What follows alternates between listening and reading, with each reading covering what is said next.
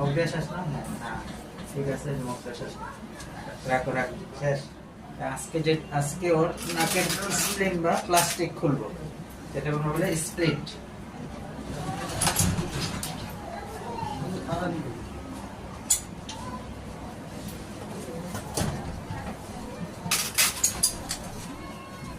মুখ দিয়ে শ্বাস নাও, মুখ দিয়ে শ্বাস নাও। হ্যাঁ, ঠিক আছে, মুখ দিয়ে শ্বাস নাও।